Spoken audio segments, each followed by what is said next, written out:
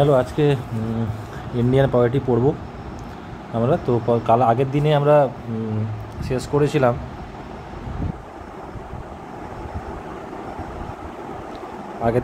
করেছিলাম এই character act 1853 সালেরটা, ঠিক আছে। এরপরে এখান থেকে তোমার শুরু হয়ে যাবে, হ্যাঁ, গভর্নমেন্ট অফ ইন্ডিয়া অ্যাক্ট 1857। এটা কেন এলো?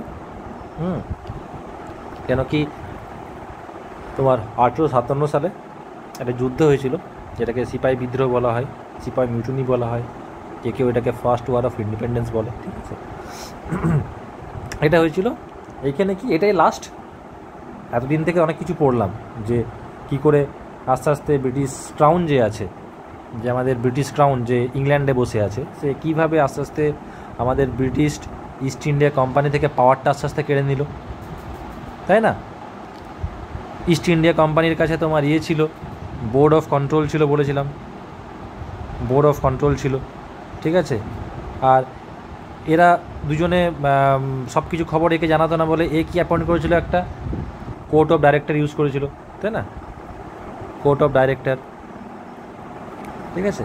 তো এগুলো করে করে বিভিন্ন টাইপ করে প্ল্যান করছিল কীভাবে ইন্ডিয়া থেকে ব্রিটিশ ইস্ট ইন্ডিয়াকে সরানো যায়। তো কী করলো, তো এরা এই সিপাহি বিদ্রোহটা একটা ব্রিটিশ গভর্নমেন্ট একটা উপায় পেয়ে গেল, যে to remove the British East India company from India, simple ল্যাঙ্গুয়েজে, ঠিক আছে। এটাকে কি বলা হয়?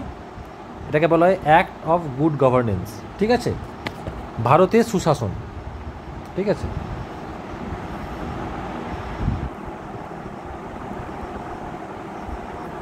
সুশাসন, ঠিক আছে।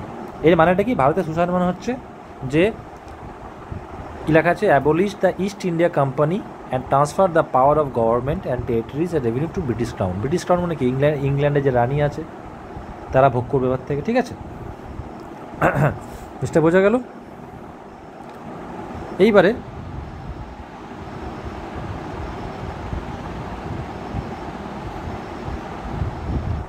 কিছু ফিচার্স দেখে নিই। এটা এলো 1857 সালে, সিপাহি বিদ্রোহ হলো। সিপাহি বিদ্রোহ নিয়ে পরে ডিটেলসে পড়বো আমরা, ঠিক আছে। তারপরে কি হয়ে গেল, একটা এলো, মানে এটা চেঞ্জ হলো। আর কি অ্যাক্ট নিয়ে চেঞ্জ হলো? গভর্নমেন্ট অফ ইন্ডিয়া অ্যাক্ট 1858, ঠিক আছে। এবারে আমরা 1858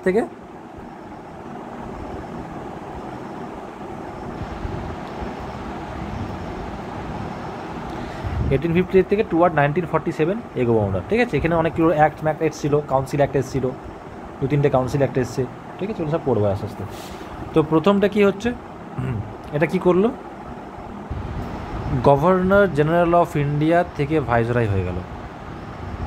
তো চারটা মনে থাকবে কি বলেছিলাম, চারটা, তাহলে একটু চারটা একবার রিমাইন্ডার করে নিয়েছি, চারটা কি বলেছিলাম এখানে, ঠিক আছে। চারটা কি হচ্ছে, প্রথমে কি ছিল, গভর্নর অফ বেঙ্গল ছিল। তারপরে কি হলো, গভর্নর জেনারেল অফ বেঙ্গল হয়ে গেল। তারপরে কি হলো, গভর্নর জেনারেল অফ ইন্ডিয়া হলো। তারপরে কি হলো, এবারে ভাইসরয়। এটা কত সালে হয়েছিল? এটা চেঞ্জ কত সালে হলো? এটা চেঞ্জ হলো 1773-তে। তার আগে ছিল কি 1757, এটা ছিল 1757-এ ফার্স্ট গভর্নর অফ বেঙ্গল কে ছিল জানো? রবার্ট ক্লাইভ, ঠিক আছে। তারপরে তখন 1773-তে, ঠিক আছে, 1773-তে কি একটা নাম কি ছিল,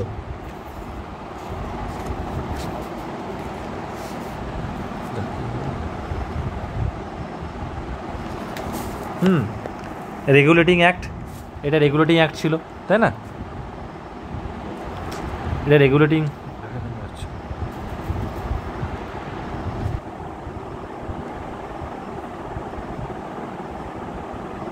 হ্যাঁ, এটা রেগুলেটিং অ্যাক্ট ছিল, ঠিক আছে। তো first governor general of Bengal কে হলো? ওয়ারেন হেস্টিং, ঠিক আছে। তারপরে তোমার কি হলো 1833 সালে, 1833 সালে কি হলো, গভর্নর জেনারেল অফ বেঙ্গলটা কী হয়ে গেলো, গভর্নর জেনারেল অফ ইন্ডিয়া হয়ে গেল। এখানে কি এলো, লর্ড উইলিয়াম বেন্টিং, ঠিক আছে, এটা হলো। তারপরে অ্যাট লাস্ট 1858-এ কী হয়ে গেল, গভর্নর জেনারেল অফ ইন্ডিয়া থেকে ভাইসরয় হয়ে গেল, মানে লর্ড ক্যানিং চলে এলো। এইটা জিনিসটা মুখস্থ রাখবে, ঠিক আছে, খুব ইম্পর্টেন্ট পরীক্ষার জন্য। তোমরা নেক্সটে চলে যায়।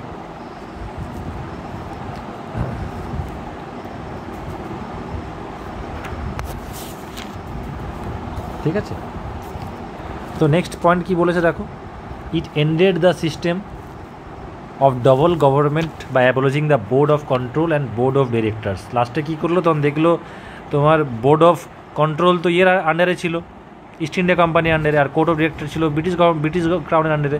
তখন দেখলো দুজনেই বদমাশি করছে, তখন দুজনেকেই পার্মানেন্টলি সরিয়ে দিল। ঠিক আছে, তো এটা যদি বলে, প্রশ্ন আসে এখান থেকে যে কোন অ্যাক্ট দুই সরকার প্রথাকে সরিয়ে দিয়েছে, অ্যাবলিশ করেছে, তখন হবে এই একটা government of India act, government of India act 1858-এ। ঠিক আছে, দুটোকেই ক্যান্সেল, এটাকেও ক্যান্সেল করে দিল, বোর্ড অফ ডিরেক্টরকেও ক্যান্সেল করে দিল, আর কোর্ট অফ ডিরেক্টরসকেও দুটোকেই ক্যান্সেল করে দিল। আর কি করলো, নিউ অফিস, ঠিক আছে, it created new office, secretary of state, একটা নতুন অফিস করলো। এই পোস্ট যেটা আছে সেক্রেটারি অফ স্টেট, একটা পোস্ট নতুন তৈরি করলো অফ ইন্ডিয়ার জন্য। ঠিক আছে, vested with complete authority and control over Indian administration. বুঝতে পারলো জিনিসটা, সব দায়িত্ব দেখবে এই যেটা করছিল। The secretary of state was a member of British cabinet. The secretary of state was member of British cabinet and was ultimately, জিনিসটা তাও কী করলো, ইন্ডিয়াকে একটা পাওয়ার দিল, যে তোমাকে একটা state of secretary of state করে দিচ্ছি, তুমি সব কাজগুলো করবে, কিন্তু এই যে স্টেটটা আছে, এই যে অফিসটা নতুন একটা পোস্ট তৈরি হলো, এটা ব্রিটিশ ক্যাবিনেটের আন্ডারে কাজ করবে। And was responsible ultimately to the British parliament, এবং ব্রিটিশ যে পার্লামেন্ট আছে, ব্রিটিশ ক্রাউনের কাছে জবাবদিহি থাকবে।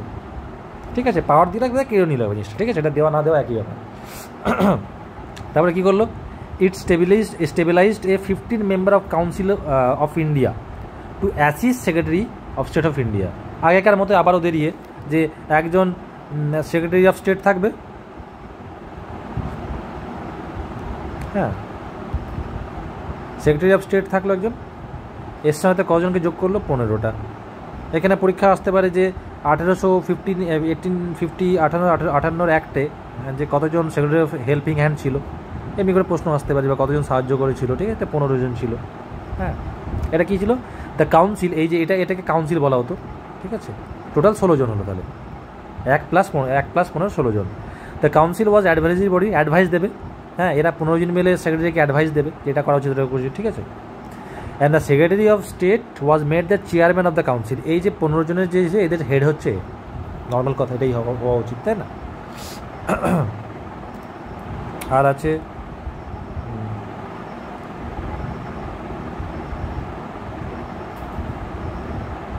ঠিক আছে, এটা অত ইম্পর্টেন্ট না। আরেকটা কি, the act of was have early conferred improvement machinery of India government. ঠিক আছে,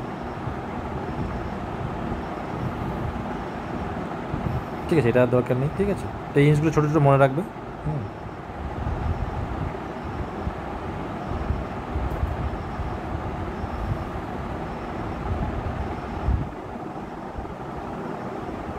সবথেকে ইম্পর্টেন্ট পয়েন্ট হচ্ছে এটা, ভাইসরয়টা। আগের চারটা কিন্তু মনে রাখবে। ঠিক আছে, এই চারটা স্ক্রিনশট তুলে নিতে পারো সবাই, বা লিখে নিতে পারো, এই চারটা খুব ইম্পর্টেন্ট। ঠিক আছে, এখান থেকে অনেকগুলো প্রশ্ন হয়ে যাবে। যেমন প্রশ্নটা ঘুরিয়ে আসতে পারে, প্রশ্নটা ঘুরিয়ে কী এলো, যদি বলে দিল who is the first governor general of Bengal, তো কে, ওয়ারেন হেস্টিং হবে। আর যদি বলে লাস্ট গভর্নর অফ বেঙ্গল, তখন কী হবে, ফার্স্ট তো ছিল রবার্ট ক্লাইভ, লাস্ট হবে বললে কি লাস্টেই হবে, কিন্তু সেম এখানে first governor general of India যদি কে বলে, তা কী হবে, উইলিয়াম বেন্টিক। ঠিক আছে, আর যদি last governor general of Bengal কে হবে, তখন তোমার হবে তখন হবে উইলিয়াম বেন্টিক। ঠিক আছে, দুটো দুটো করে একই উত্তর হবে কিন্তু। হ্যাঁ, first viceroy of India, first ভাইসরয়কে Canning, last governor general of India কে হবে, last governor the last viceroy কী হবে, বা last governor general of India কে হবে, তখন এটা তোমার এই উইলিয়াম বেন্টিক হবে। ঠিক আছে, তো লাস্ট ফার্স্টে একই হবে তোমার, গুলি ফেলানো জিনিসটাকে। না বুঝতে পারলে আমাকে বলবে, আমি আবার বুঝিয়ে দেবো ক্লাসে।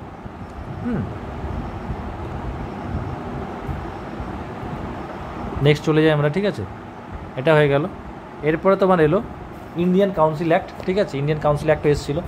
হ্যাঁ, ইন্ডিয়ান কাউন্সিল অ্যাক্টটা পড়বো, এখানে অনেক কিছু চেঞ্জ হয়েছিল। তো কিছু চেঞ্জ দেখে নেবো, ইম্পর্টেন্ট জিনিসগুলো দেখবো আমরা। ঠিক আছে, এটা কি হলো, আফটার দ্য গ্রেট রিভল্ট 1857 সাল হয়ে গেল। ঠিক আছে, the British government fail the necessity of seeking the corporation of Indians in the administrative of their country. মানে তখন ব্রিটিশ সরকার ভাবলো না এবারে এই যে ভারতের অ্যাডমিনিস্ট্রেশনটা চলছে জিনিসটা, ঠিক আছে, যেটা ভারতের নাগরিকদের কাজে লাগাতে হবে, বা সিম্পল এটা। ঠিক আছে, আমি বলছি necessity of seeking cooperation of Indians. ঠিক আছে, সেই জন্যই ওরা 3টে অ্যাক্ট বার করলো পরপর। ঠিক আছে, প্রথম অ্যাক্ট হচ্ছে এইটা। ঠিক আছে, 1861-তে বার করলো একটা, 3টে পরপর বার করছে, মনে রাখবে। 1861-তে প্রথম বার করলো, তারপর ইন্ডিয়ান কাউন্সিল অ্যাক্ট 1892, তারপর ইন্ডিয়ান কাউন্সিল অ্যাক্ট 1909 সালে।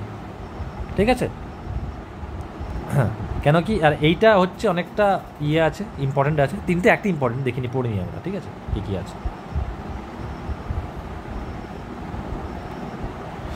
তো ফার্স্ট পয়েন্ট কী বলবো, যে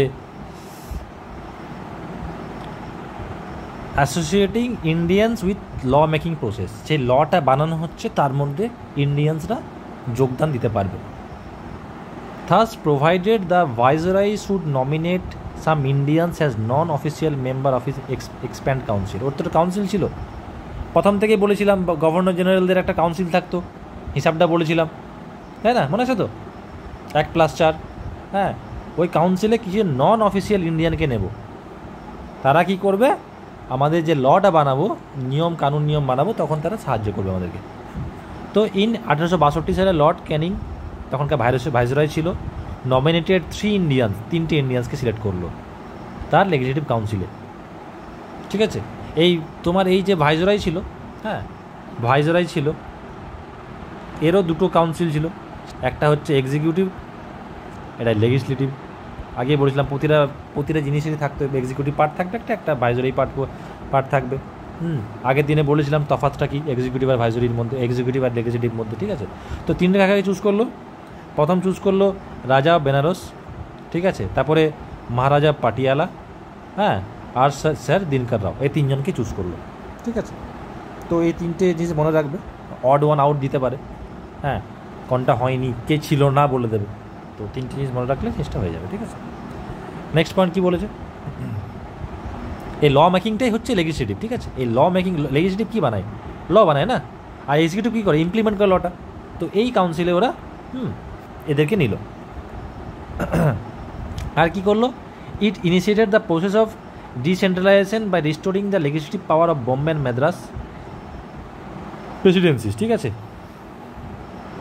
ইট thus reserve the centralize tendency and stated from regulating act 1973।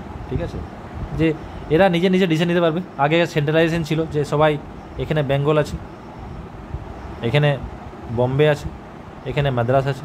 ঠিক আছে, সবাই তো একে রিপোর্ট করতো। ঠিক আছে, মানে কি এটা সেন্ট্রালাইজিং টেন্ডেন্সি এটা, কিন্তু এবার থেকে ওরা বলো নিজের আন্ডারে সব কাজ করতে পারবে। ঠিক আছে, তো ডিসেন্ট্রালাইজ হয়ে গেল জিনিসটা। ঠিক আছে, তারপরে কি ইম্পর্টেন্ট না, হ্যাঁ, এখানে একটা ইম্পর্টেন্ট আছে, ইট অলসো, এখানে আর কী হলো, ইট 3 নম্বরটা কি নতুন স্টেবিলাইজড হলো, নিউ লেজিসলেটিভ কাউন্সিল ফর বেঙ্গলের জন্য একটা হলো, নর্থ ওয়েস্টের প্রভিন্সের জন্য, পাঞ্জাবের জন্য।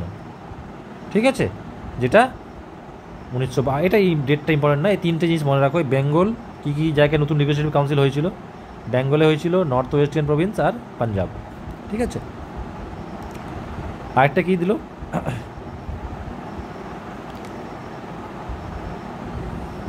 আর তোমার হচ্ছে এটা empower the viceroy to make rules and to make rules and orders for more convenient transaction of business in the council. It also gave a recognition of portfolio system introduced by Lord Canning in 1859. Under this, a member of Viceroy Council was made in charge of one or more department. Portfolio জানো তো, ঠিক আছে? পোর্টফোলিওটা প্রথম যদি কে বলে, কে করেছিল, introduce করেছিল? Lord Canning. কত সালে? ইন 1859-এ, ঠিক আছে? এর পোর্টফোলিওটা কী হয়, মানে ও যেটা কাউন্সিল ছিল, ভাইসরয়ের যে কাউন্সিল, যে লোকগুলো নিয়ে আর ভাইসরয়কে নিয়ে যতজন ছিল, ঠিক আছে, হ্যাঁ, ওদের কী গেলো, একটা ডিপার্টমেন্ট দিয়ে দিল, একটা বা একটার অধিক ডিপার্টমেন্ট দিয়ে দিল। এটাকে পোর্টফোলিও সিস্টেম বলা হয়। যেমন আমাদের সিম্পল, হ্যাঁ, তাপবিদ্যুৎ মন্ত্রী, যারা এমপিরা থাকে, ঠিক আছে, প্রতিটা ডিপার্টমেন্ট বা একটা দপ্তর পেয়েছে, ওটাকে বলা হয়, ঠিক আছে?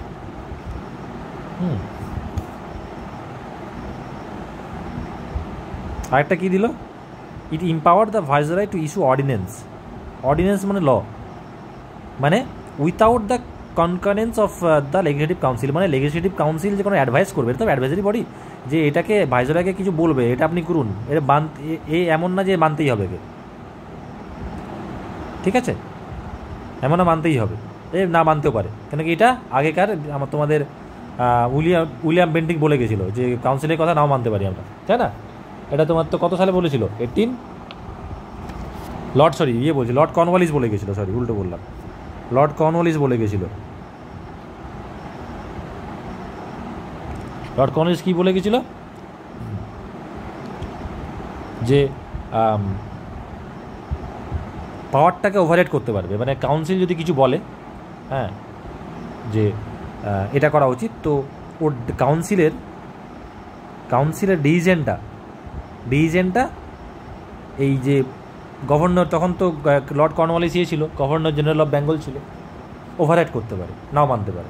তো তারপরে কী বলেছিল কি ফিউচার এফেক্ট হবে জিনিসটা, ভবিষ্যতে থাকবে, তো এটাও এর মতো, হ্যাঁ। কিন্তু আরেকটা কি হলো, কিন্তু এমার্জেন্সির সময়, ঠিক আছে, এটা সাচ অর্ডিন্যান্স ওয়াজ 6 মান্থ, 6 মাসের একটা সময় ছিল, এর বেশি যেতে পারবে না, বা 6 মাসের পরেও যদি কোনো কথা মানছে না, তখন আমরা মানতে বাধ্য, ঠিক আছে, এই একটা জিনিস এমনি।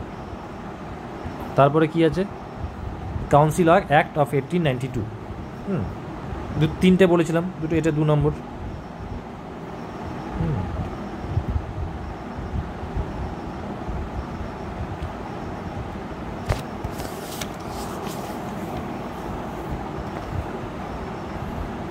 এটা কি করলো, ইনক্রিজ দ্য, এখানে তো দুজনকে নিয়েছিল, আগেই বললাম জাস্ট কিছুক্ষণ আগে, হ্যাঁ, কোথায় গেল, দুজনকে যে নিল, 3 জনকে নিল, সরি 3 ইন্ডিয়ানসকে নিল এখানে,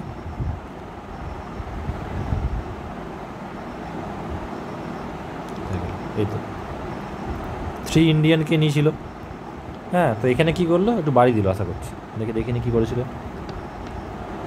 এই তো বাড়ি দিয়েছে। It increased the number of additional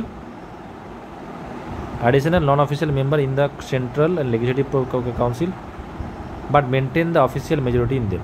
কিন্তু নম্বরটা বাড়ালো, 3-এর চেয়ে বেশি করে দিল, ঠিক আছে, সেন্ট্রালে প্রভিন্সিয়াল কাউন্সিলসে, নন অফিসিয়াল ইন্ডিয়ারকে, কিন্তু মেন অফিসিয়াল মেজরিটিতে তাদের পক্ষেই ছাকলো, ঠিক আছে, মানে বেশি লোক ওদের থেকে নেওয়া হতো, আমাদের এটা বাড়ালো, ঠিক আছে, কিন্তু মেন ওদেরই ছিল।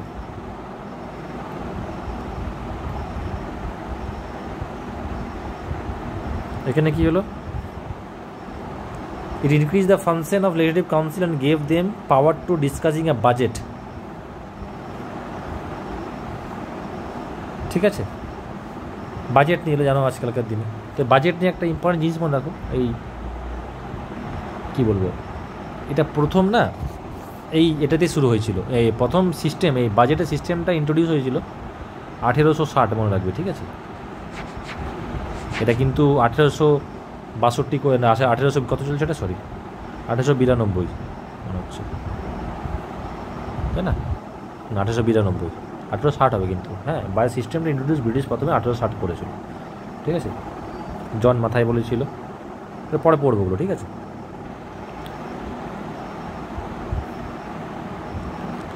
এটা করলো, আর কি করলো, it provide nominated of some non-official member Central Legislative Council by the Viceroy on the recommended of Provincial Legislative Council and Bengal Chamber of Commerce. কিছু নমিনেশন দিয়ে দিল। হ্যাঁ, একটা হচ্ছে সেন্ট্রাল লেজিসলেটিভ কাউন্সিল, আর একটা হচ্ছে প্রভিন্সিয়াল লেজিসলেটিভ কাউন্সিল। হ্যাঁ, কিছু কিছু অনেকগুলো পোস্ট দেওয়া হলো। হ্যাঁ, ডিস্ট্রিক্ট বোর্ডসকে কিছু দেওয়া হলো, মিউনিসিপ্যালিটি কিছু দেওয়া হলো, ইউনিভার্সিটিসকে কিছু দেওয়া হলো, যারা ব্যবসা করতো তাদেরকে, জমিনদার্স, ঠিক আছে, এদেরকে অনেক জায়গায় পোস্টে নন অফিসিয়ালভাবে দেওয়া হলো। ঠিক আছে, এখানে আর কি আছে, the act made a limited and indirect provision for the use of election fill up for some non-official state in both central and provincial, however was not issued act, the process was described by central bodies। ঠিক আছে, এখানে কি বলবো, এখানে যে ইলেকশনটা হতো nominated হতো, ঠিক আছে, মানে বডিজগুলো, হ্যাঁ, একে কী বলে, the act limited and directed provision of the use of election and filling up some non official seat. ঠিক আছে, নন অফিসিয়াল সিটগুলোর ইলেকশন করা হলো both in central and provincial কাউন্সিলে। ঠিক আছে, the word election how was not in use, মানে election বলে কোনো নেই। ঠিক আছে, এটা বলছে না in limited and direct provision for the election, এই ইলেকশন ওয়ার্ডটা কিন্তু এখানে নেই কিন্তু। ঠিক আছে, এটা মনে রাখবে, এটা ইলেকশন তখন ইউজ হতো না। দ্য প্রসেস ওয়াজ ডিসক্রাইব, এই প্রসেসটা কী বলা হতো, describe nomination made by the recommendation of certain bodies. ঠিক আছে, সার্টেন বডিজ জিনিসটা কী বলবো, মানে কিছু এই যে এরা হতো, এই যে লোকগুলো নন অফিসিয়াল সিটগুলো যেগুলো হতো, ইন্ডিয়ানরা হতো, এরা কোথার থেকে হতো, কিছু বড় বড় বডিজ ছিল। হ্যাঁ, ওই বডিজগুলো সংস্থা ছিল, সংস্থার লোকগুলো নমিনেট করে দিত। ঠিক আছে, সিম্পল এটাই। ইন্ডিয়ান কাউন্সিল অ্যাক্ট দেখে নি। ঠিক আছে,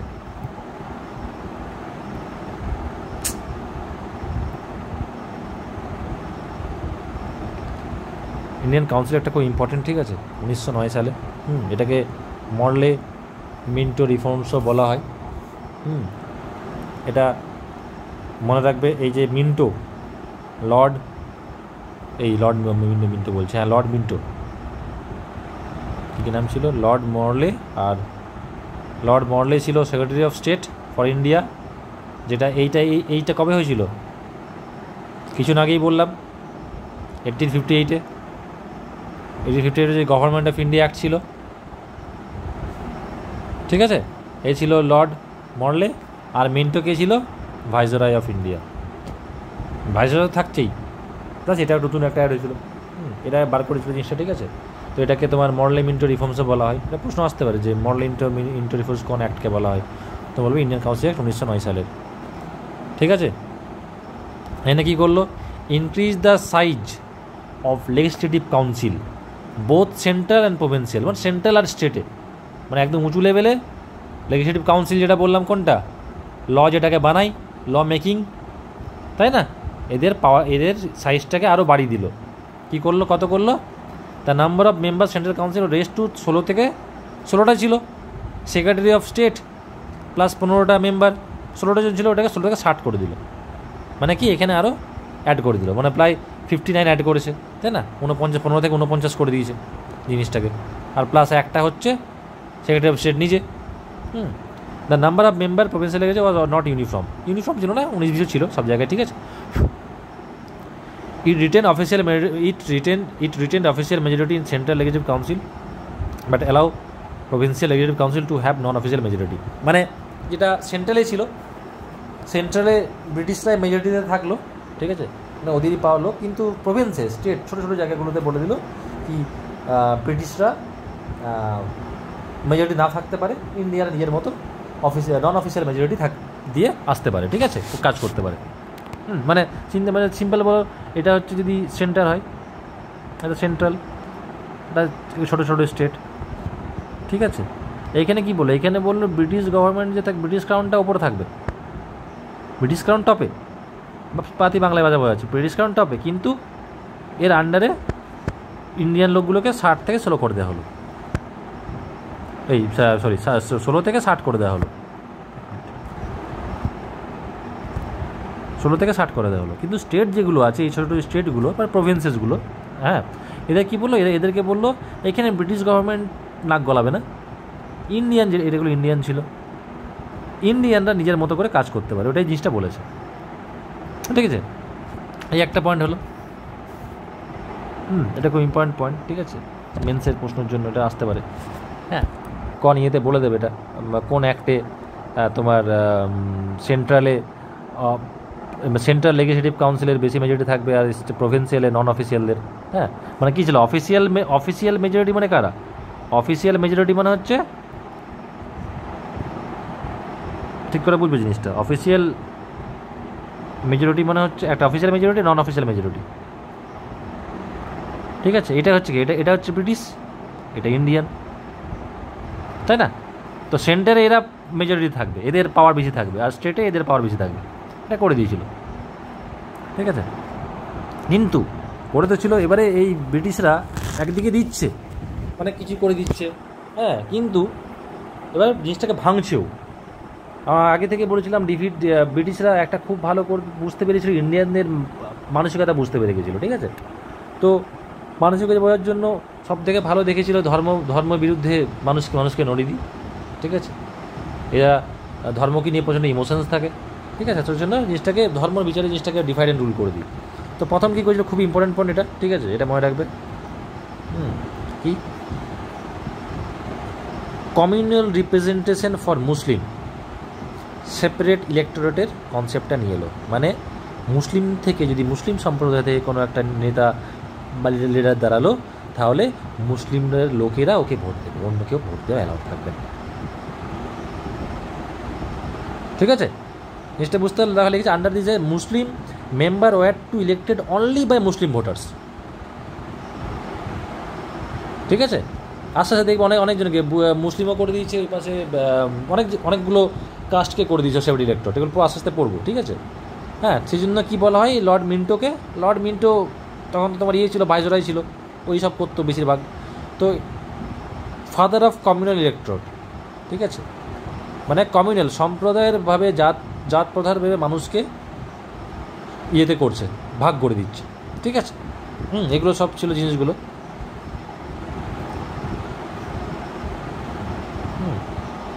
এটা ছিল বাস, এটার মধ্যে এটাই সব থেকে ইম্পর্টেন্ট বলে লাল দাগ দিয়ে দিয়েছি। ঠিক আছে, লাল দাগ দিয়ে দিতে আসবো কোনটা সব থেকে ইম্পর্টেন্ট। স্ক্রিনশট মেরে নিতে পারো।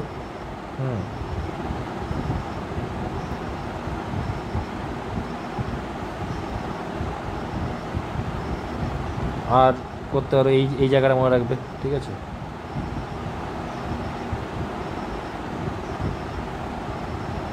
এটা হয়ে গেল ইম্পর্টেন্টগুলো, হলুদ দাগ দেওয়া সেগুলো। ঠিক আছে,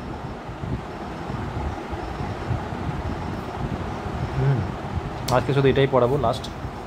ঠিক আছে, গভর্নমেন্ট অফ ইন্ডিয়া অ্যাক্ট 1919, তা 3টে আমার হয়ে যাবে, তাই না?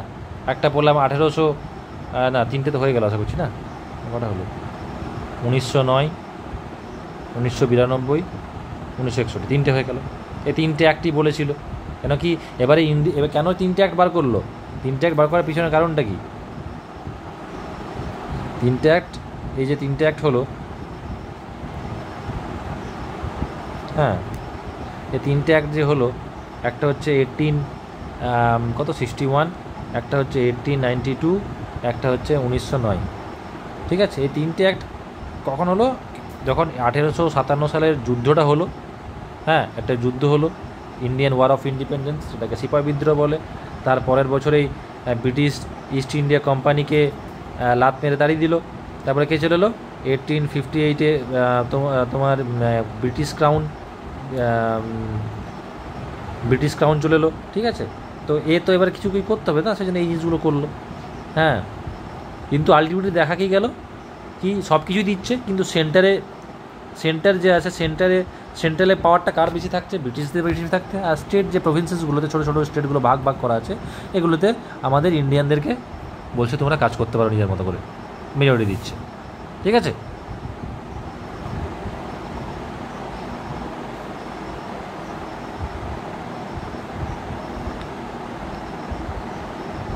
এটা একটা আছে।